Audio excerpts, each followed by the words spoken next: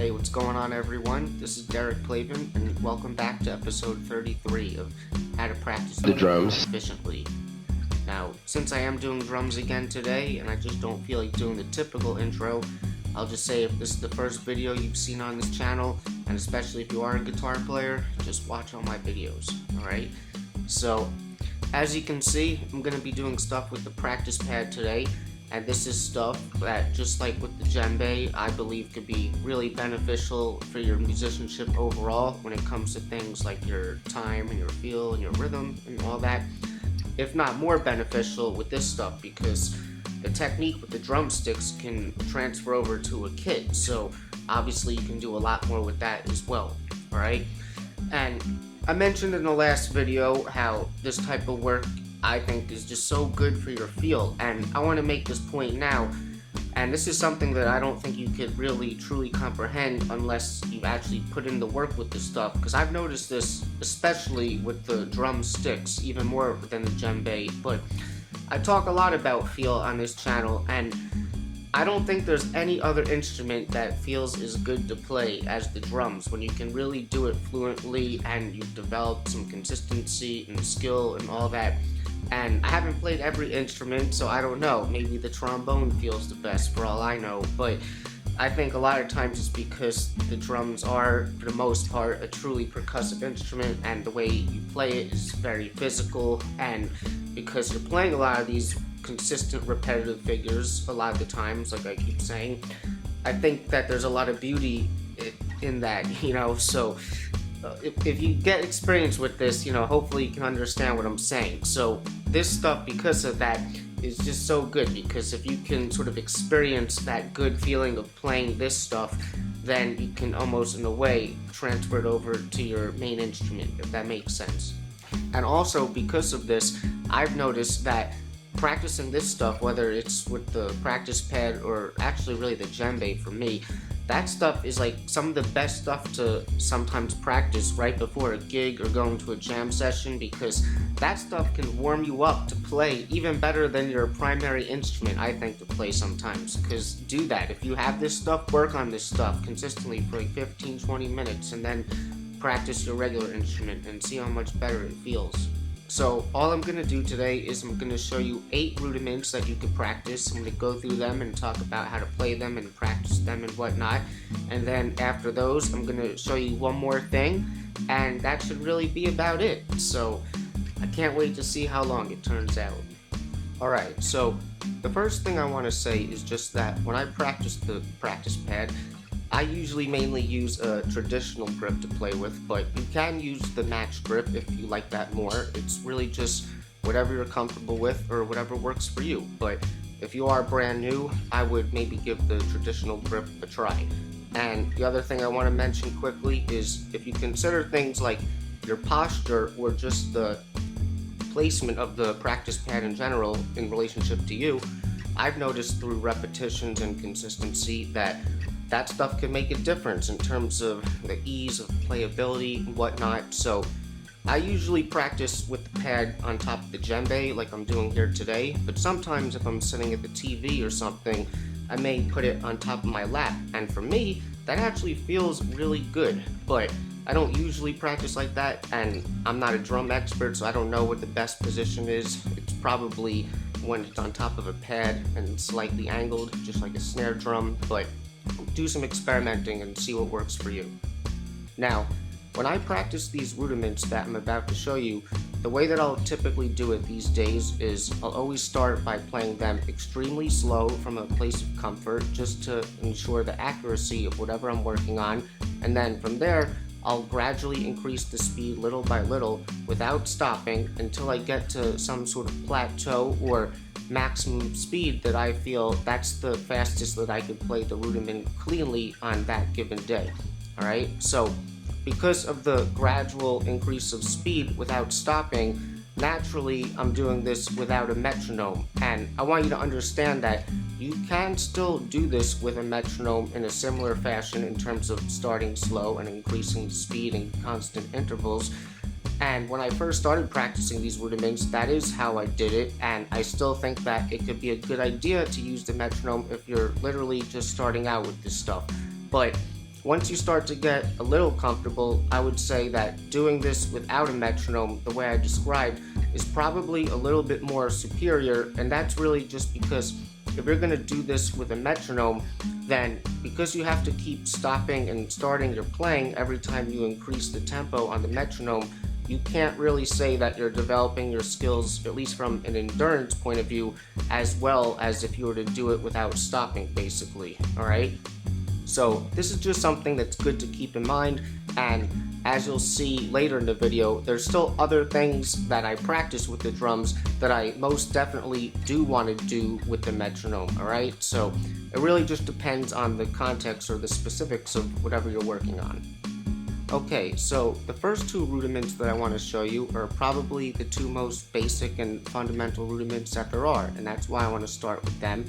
But I do want to point out that in my practice, I tend to be very routine a lot of the times, and when I'm going through these rudiments, I like to practice these after I've done some of the other rudiments I'm going to show you.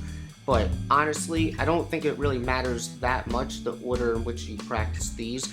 It's just how I like to do it, but nevertheless, because of the fundamental nature of these rudiments, I think it makes sense to start with them, alright? So, the first one is your basic single stroke roll, which is really straightforward. You're just alternating back and forth the whole way through, right, left, right, left, right, left.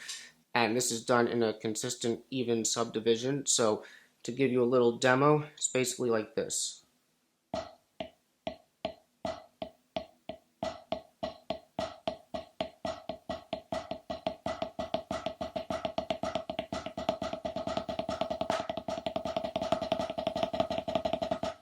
Right? Now, I don't want to go too much into technique today because, first of all, I'm not a drum expert, and second, I kind of believe that if you're truly putting in consistent reps with this stuff over time, then that could really teach you a lot about your technique better than anyone or anything else really can.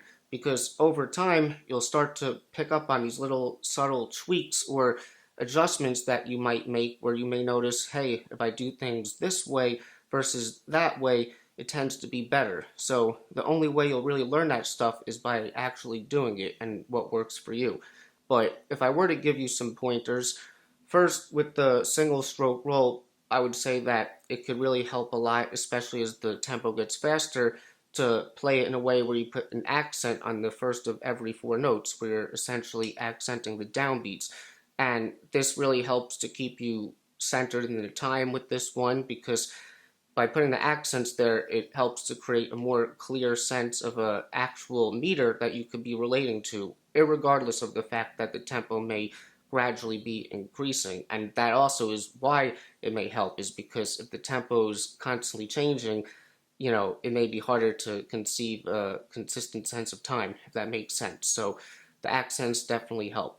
And then the other thing that I would say, which applies to other rudiments as well, is that it could be really beneficial to start becoming more aware of the importance of the upstroke when it comes to the overall technique of what you're doing. And for those of you who aren't sure what I'm talking about, when you're playing the drums, the time when you actually hit the drum and the stick comes down, they call that the downstroke, and that's obviously important because you're producing a tone. But any real drummer will tell you that the upstroke, or the motion of basically lifting the stick up, can be equally as important for your technique and getting it to be fluent and accurate and all that as the downstroke itself, even though you're not producing a tone.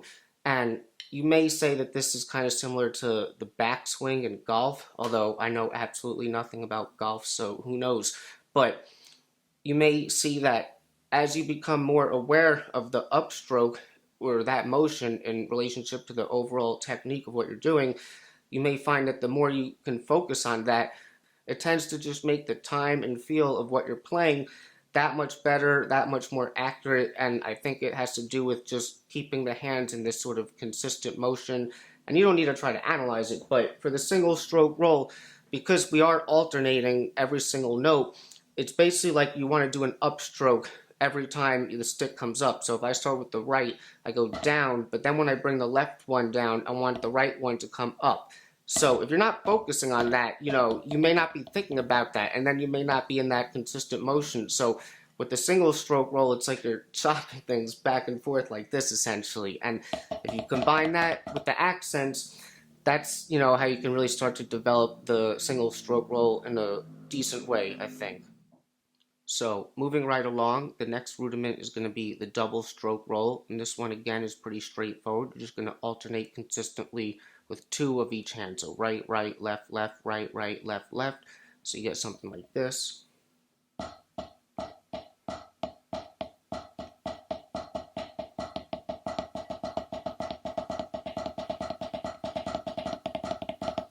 Yeah.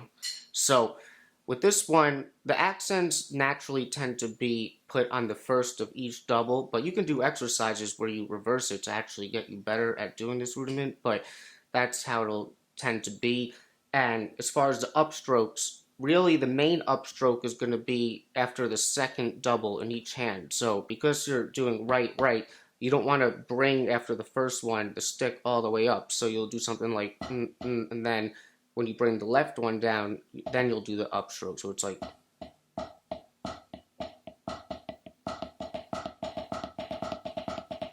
and if you get comfortable with that, that should give you a good technique, right? So the next one that I'm going to show you now is the FLAM.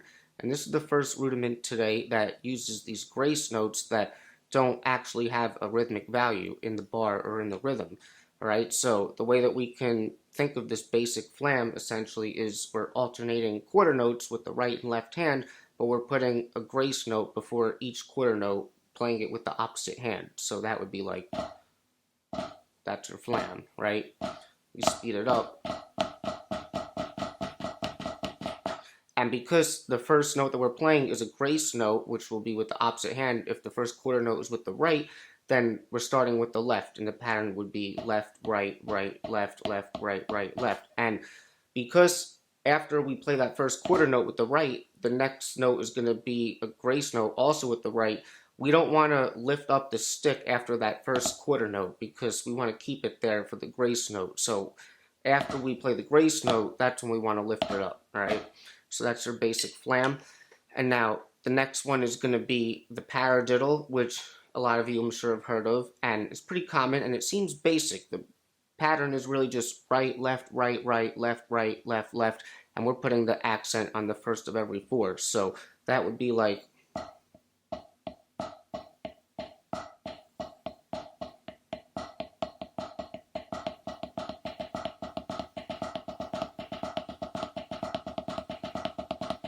right? But to me, I think that this is the hardest rudiment out of all the ones that I'm going to show you today. And the reason is because when I start to speed it up a lot of the times, I'll have this unintentional tendency to start swinging them where it would be like, it's hard to do it intentionally there, but it's like, you don't want that, and it's really actually pretty interesting to me because in jazz we're always trying to swing, but doing this kind of work really makes you appreciate being able to do something like this and keep it totally straight and even and recognize how that sounds better typically when you're doing this type of work than if they're starting to kind of unintentionally swing. So I just find that very interesting. Okay, so moving right along, the next one is going to be what they call the FLAM accent. And the easiest way to explain this one is it's a triplet basically. We're thinking in groups of 3, but we're putting a grace note before to create a FLAM like with the other one. So instead of going like 1, 2, 3, 1, 2, 3, 1, 2, 3, which is like a single stroke triplet, it's more like 1, 2, 3, 1, 2, 3, 1, 2, 3, 1, 2, 3.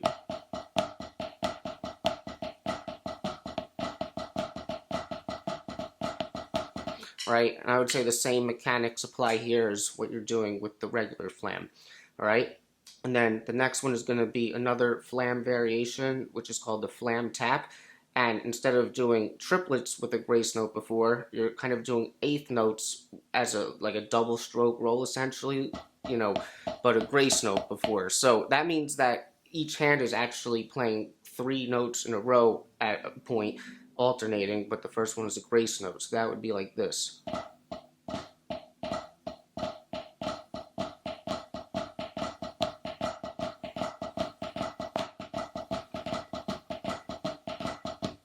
Right?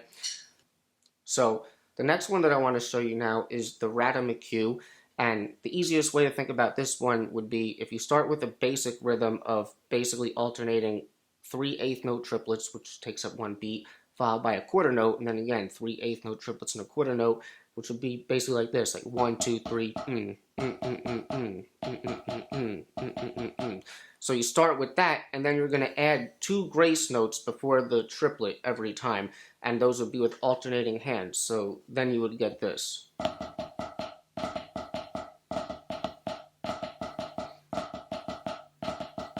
Right? And this one definitely has that marching band vibe, but it's a fun one to play when you're first starting out. Now, if we ignored the grace notes, the pattern, because we're starting the triplet mainly with the right hand, but because we have 2 grace notes before, we're going to still start with the right hand because we have to alternate. So it would be like right, left, right, left, right, left. And then the second half, you're going to stay with the left, left, right, left, right, left, right. So basically, it's all alternating until sort of the break in the pattern, and then you keep that stick there and continue with it. And that would be the only double, essentially, right? So basically, at the end, you want to keep that stick down there because you don't want to lift it up because you're playing the grace note. So it's like... Okay, and then the last one that I want to give you for today is the 5-stroke roll, which I thought would be cool to end with because it has this odd grouping of 5 notes or quintuplets at a time, and we haven't had anything like that yet. So the way that it's played is right, right, left, left, right, and then it does the opposite, left, left, right, right, left. 1, 2, 3, 4, 5.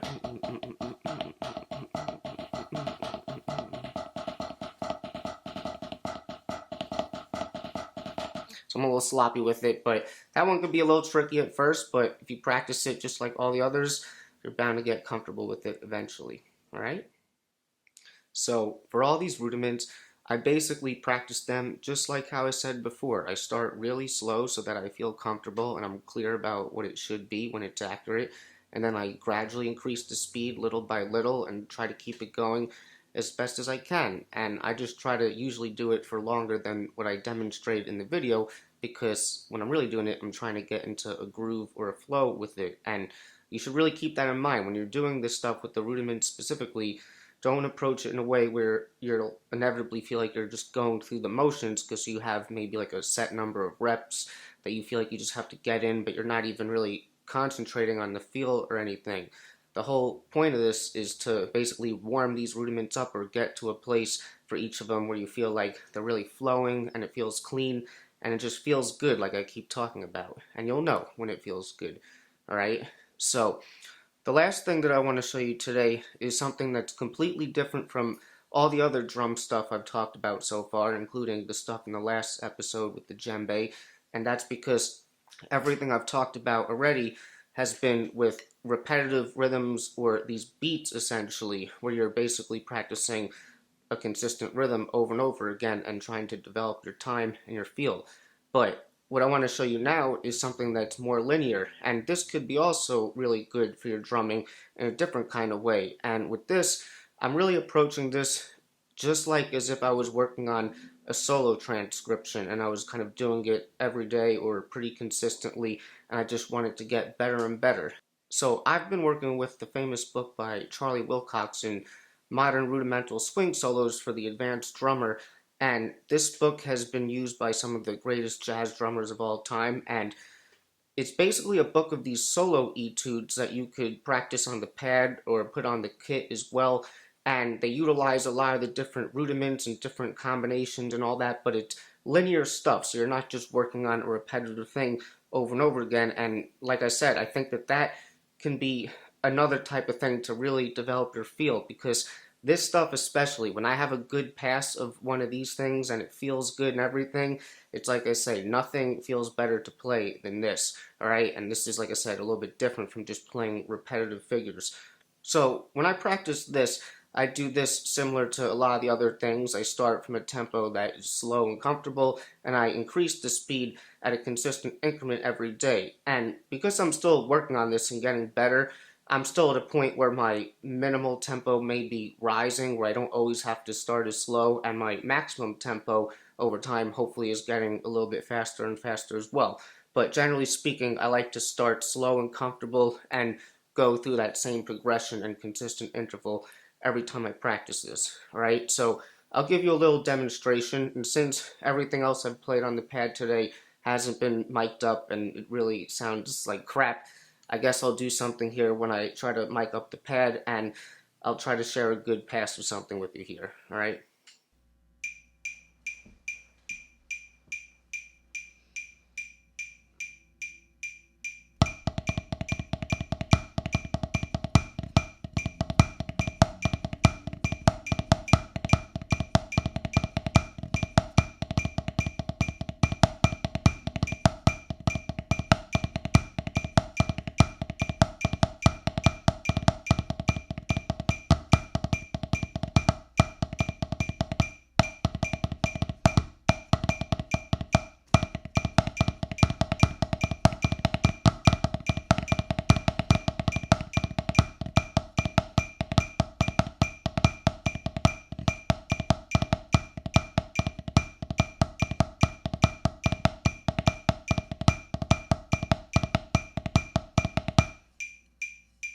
So, I hope that you enjoyed that, and I hope that you can see how if you're able to develop fluency with something like that, it can just be something that is really enjoyable to play and just feels really good, like I always say. So, that's it for today. If anyone has any questions or anything they want to say, just put it in the comments. I'm here to help. And in the next episode, hope you're ready for the next episode. Hey, I'm gonna still be talking about some things that have to do with time, but we're gonna go back to the guitar, and I think you'll find these topics pretty interesting, alright? So, that's it, and if you enjoyed this video, I would appreciate it if you gave it a like, and consider becoming a subscriber, as well as a contributor to Patreon, where for $5 a month, you get all the PDFs that come out on this channel, and if you think anyone else would enjoy the content, please share it with them as well. And I'll see you guys in episode 34. Swinging and playing the blues. That's what we about. I try to help you.